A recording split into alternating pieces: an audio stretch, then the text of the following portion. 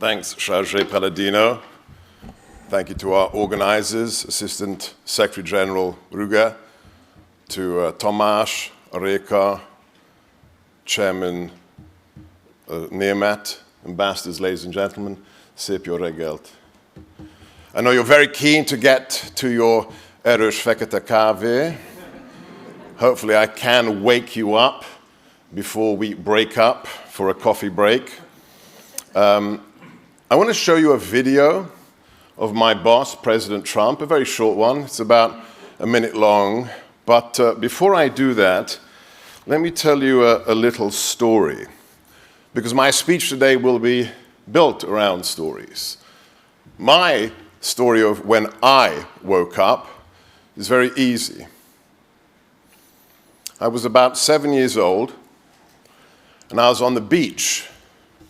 It was summer vacation, and my father, who was a giant bear of a man, was swimming in the ocean. And he came out of the sea, and he looked down at me as I was playing there with my toys in the sand, and I looked at my father, and I saw something I hadn't recognized before. On his wrists, he had these white lines, and he was too old to have wrinkles on his wrists. So like a stupid child, I said to my father, "What's that, Dad?"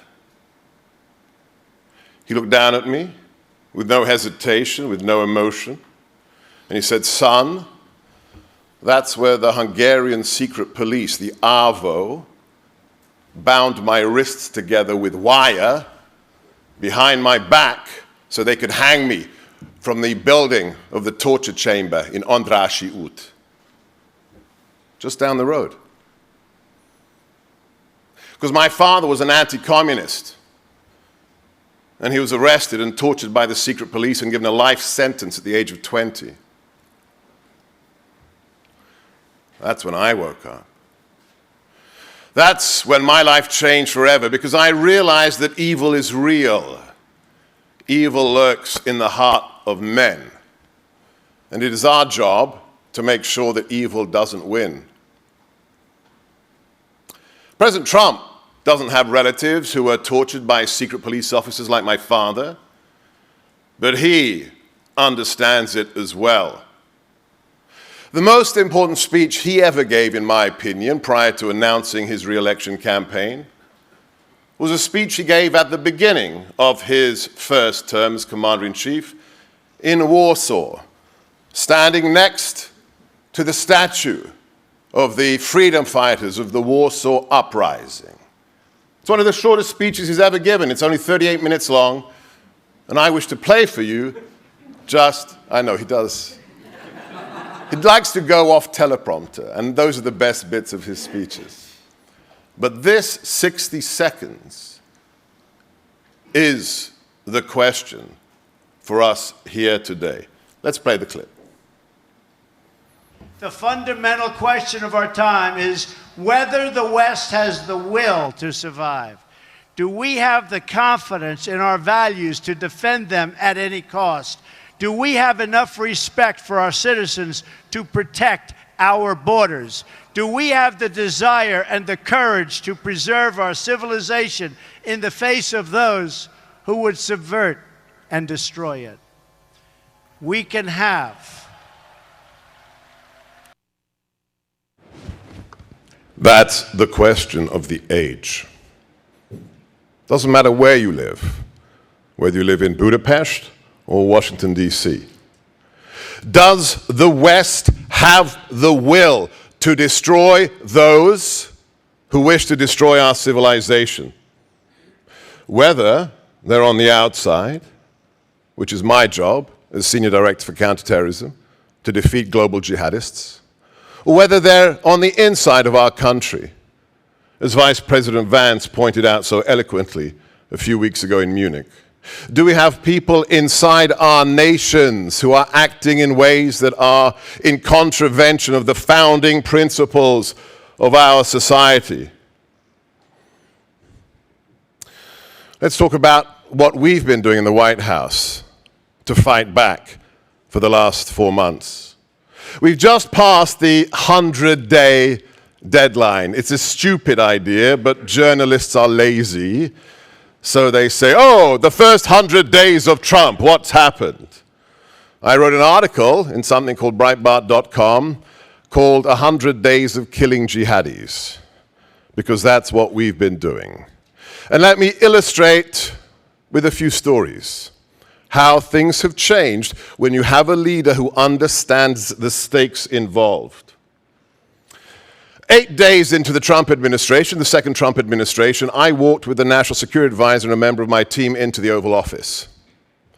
And we presented the president with a map and some aerial photography of a terrorist camp in Somalia. A leading member of ISIS was based at this camp, and we informed the president that the Biden administration had been surveilling this person for over a year. The president looked up from the Resolute desk, and he said, what do you mean we've been watching him?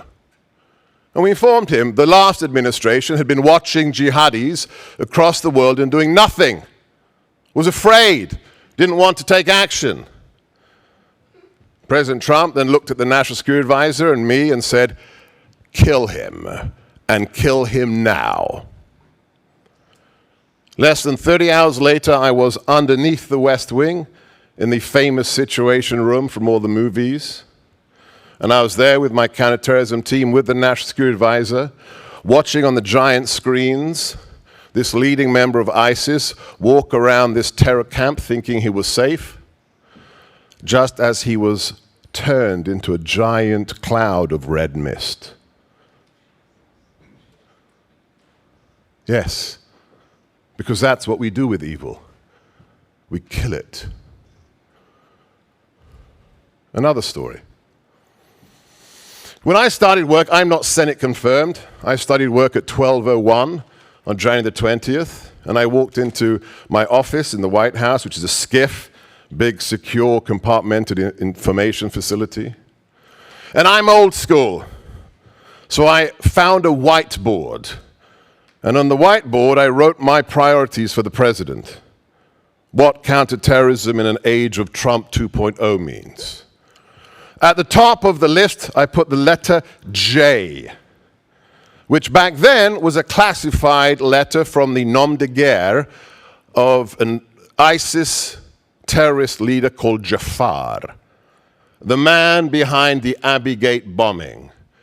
You may remember when the Biden administration disastrously surrendered Afghanistan, 13 of our brave servicemen and women were murdered by a suicide bomber in the Abbey Gate massacre. More than 120 Afghans killed and 13 servicemen and women. I made it my mission for the president to track that man down and to kill him or to bring him to justice. And to be honest, I thought it would take at least 6 months, maybe a year, to find this man who had been on the run for over 3 years. And I was wrong, because when you move at the speed of Trump, things happen fast.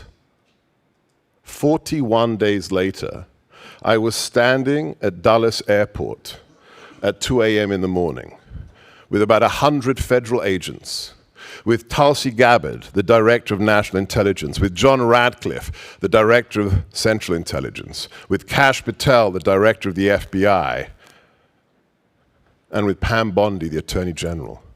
What were we doing there, standing on the tarmac at Dulles? We were waiting the arrival of a Department of Justice jet from Islamabad.